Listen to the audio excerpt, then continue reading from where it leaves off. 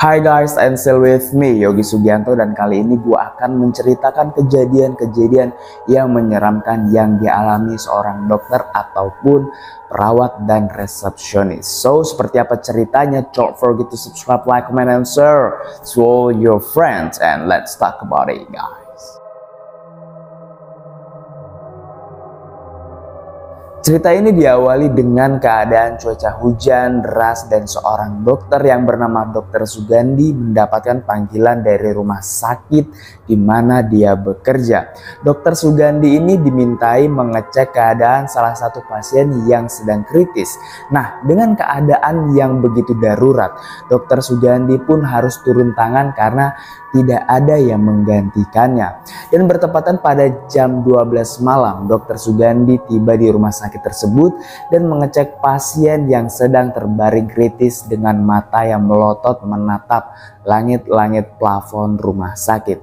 Karena pasien tersebut tidak bisa ditangani dan Dr. Sugandi meminta rekannya untuk mengabarkan keluarganya bahwasannya pasien tersebut tidak bisa diselamatkan. Dan pada akhirnya Dr. Sugandi dan beberapa rekannya membawa pasien tersebut ke kamar mayat yang mana besok akan dipulangkan ke keluarganya. Setelah dari itu semua, Dr. Sugandi masuk ke kamar mayat dan seketika pintu kamar mayat tertutup begitu kencang dan tinggallah Dr. Sugandi di dalam kamar mayat itu sendirian. Dan tanpa alasan apapun, Dr. Sugandi melihat rekan-rekannya yang lain dari dalam ruangan ke arah jendela meninggalkannya dengan tatapan yang kosong seperti ada yang mengendalikan mereka. Dengan rasa takut, Dr. Sugandi yang sendirian di kamar mayat tersebut ketika mayat-mayat yang ada di kamar itu bangkit secara bersamaan. Dan pada akhirnya keesokan harinya Dr. Sugandi ditemukan dalam keadaan yang melemas dan ada gangguan di akalnya, ya bisa dikatakan tidak waras. Seorang resepsionis rumah sakit yang sedang mendapatkan shift malam dan mengecek beberapa pasien-pasien yang mendapatkan rawat inap di rumah sakit tersebut. Dari beberapa nama-nama yang ada, resepsionis shift malam ini melanjutkan briefing kecil bersama rekan kerjanya yang shift pagi, yang mana ada seorang pasien yang sudah dipulangkan ke keluarganya dan tidak bisa diselamatkan lagi. Dan rekan kerjanya ini memberikan nama pasien tersebut agar bisa dimasukkan ke list pasien yang mendapatkan fasilitas rawat inap agar bisa menjadi laporan kerjaan. Setelah bosan duduk di depan komputer, akhirnya resepsionis rumah sakit ini mendapatkan laporan ada pasien yang kecelakaan dan harus segera dirawat. Dengan kehadiran pasien tersebut, resepsionis ini mengabarkan suster untuk memanggilkan dokter. Tidak lama kemudian, ada pasien-pasien yang datang ke rumah sakit dengan segala keluhan dan penyakit yang dialaminya. Di shift malam yang kita ketahui ketika sudah menunjukkan pukul 12 malam, yaitu bisa dikatakan menandakan keadaan sudah sepi bahkan hening. Dan tetapi anehnya ada suara yang membangunkan resepsionis ini yang sedang tertidur, bahwasannya ada seorang pasien yang minta untuk kembali ke kamarnya. Dikarenakan pasien ini sempat menjelaskan dia itu sempat pulang ke rumahnya.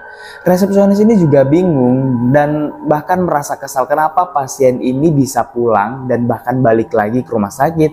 Dan seketika itu resepsionis menanyakan nama dan kamar berapa. Ternyata itu adalah pasien yang tidak tertolong tadi pagi. Dengan wajah yang pucat dan diselimuti ketakutan, resepsionis ini pun melihat ke arah mejanya ada makhluk dengan rambut panjang yang meminta. Oh my god, serem banget anjir.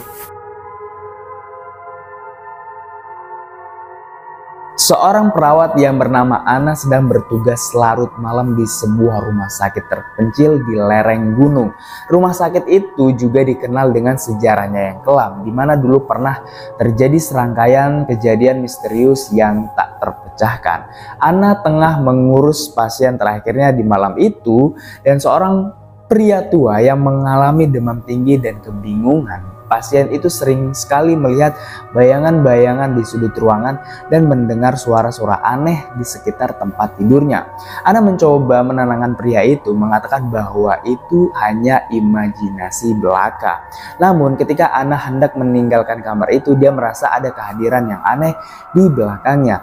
Dia berbalik cepat namun tidak ada apa-apa. Dia mencoba mengusir perasaan aneh itu dan berjalan keluar dari kamar pasiennya, hanya untuk mendengar suara langkah kaki yang mengikutinya dari belakang. Ana semakin merasa cemas dan terburu-buru meninggalkan koridor tersebut. Namun ketika dia sampai di pintu masuk, dia melihat bayangan seorang pria tua dengan jubah putih di ujung koridor yang sangat amat sepi. Pria itu berdiri di bawah cahaya yang redup lampu koridor dengan wajah yang gelap dan matanya yang kosong. Ana berusaha menahan nafasnya, hatinya berdegup kencang dalam ketakutan. Pria itu tidak bergerak, hanya menatap Ana dengan tatapan yang membuatnya merinding. Tanpa berpikir panjang, Ana lari keluar dari rumah sakit dan mencari perlindungan di dalam mobilnya. Sejak malam itu, Ana tidak pernah lagi kembali ke rumah sakit itu. Dia tidak tahu apakah yang dia lihat itu hanya ilusi atau benar-benar hantu dari masa lalu yang masih menghantui bangunan itu. Namun, cerita itu tetap menjadi perbincangan seram di antara para pegawai dan penduduk setempat yang tahu tentang sejarah kelam rumah sakit itu. Dan dengan beberapa cerita-cerita yang udah gue sampaikan, bahwasannya ini sebuah makhluk tak kasat mata itu memang ada, dan kita sebagai manusia biasa hanya bisa meminta perlindungan dan memohon pertolongan kepada Allah Subhanahu wa Ta'ala. Oke, itu saja dari gue. Don't forget to subscribe, like, comment, and share to all your friends. Mudah-mudahan kalian merasa bahagia dan terhibur dengan apa yang udah gue sampaikan. It's me, Yogi Sugianto. Bye bye.